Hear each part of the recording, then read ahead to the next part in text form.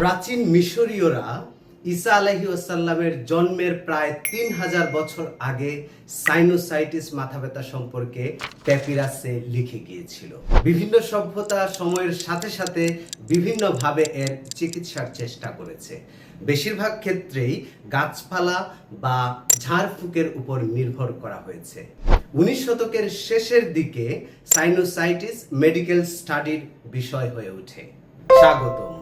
আজকের ভিডিওতে আমরা একটি সাধারণ কিন্তু অনেকটাই মিসআন্ডারস্টুড একটি বিষয় সাইনোসাইটিস মাথা ব্যথা নিয়ে আলোচনা করব। প্রথমে আসুন সাইনাসকে চিনি। সাইনাস হলো হাড়ের ভেতরে ফাঁপা বাতাস ভরা অংশ। কপালের দুই পাশে দুইটি ফ্রন্টাল সাইনাস, চোখের নিচে দুই পাশে দুইটি ম্যাক্সিলারি সাইনাস, মাথার কঙ্কালের মধ্যে স্ফিনয়েডাল এবং এথময়েডাল সাইনাস রয়েছে। ইথময়েডাল সাইনাসের সংখ্যা 10 থেকে 13টি পর্যন্ত হতে পারে। এদের মূল কাজ হলো শীততাপ নিয়ন্ত্রণ করা, শব্দ এবং গলার স্বরকে নিয়ন্ত্রণ করা, দেহের ভারসাম্য রক্ষা করা ইত্যাদি। মাথার কঙ্কালের মধ্যে যদি এই বাতাস না থাকতো তাহলে এই মাথা নিয়ে আমাদের চলাচল করাই সম্ভব হতো না। অর্থাৎ সাইনাসের আরেকটি কাজ মাথাকে হালকা রাখা। আর সাইনোসাইটিস হলো সাইনাসের টিস্যুর প্রদাহ বা ফুলে ওঠা। সাইনাসের সাথে মধ্য কান এবং নাকের যোগাযোগ রয়েছে। যখন এই পথগুলো ব্লক হয়ে যায় তখন মিউকাসের জমাট বাঁধার ফলে মাথা ব্যথা হতে পারে।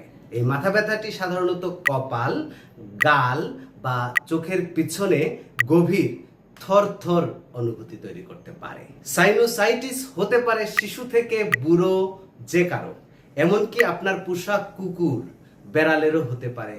12 সপ্তাহের বেশি ধরে সাইনোসাইটিসে ভুগলে একে ক্রনিক সাইনোসাইটিস বলে। থমাস জেফারসন দীর্ঘস্থায়ী সাইনাস সমস্যায় ভুগতেন। বারাক ওবামা অনেকবার বলেছেন যে তার সাইনাস মাথা ব্যথা রয়েছে।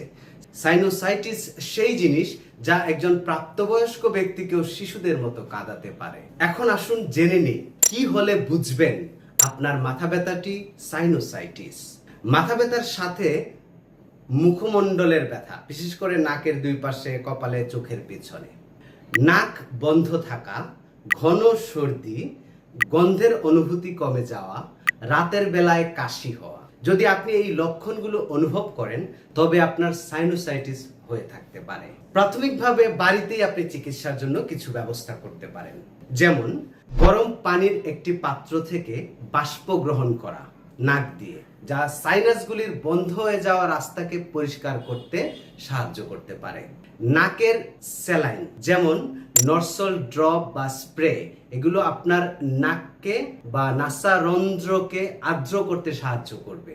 3, আপনার মুখে, বিশেষ করে নাকের দুই পাশে এবং কপালে একটি গরম কাপড় দিয়ে সেক দিলে ব্যথা বা চাপ কমাতে সাহায্য করতে পারে।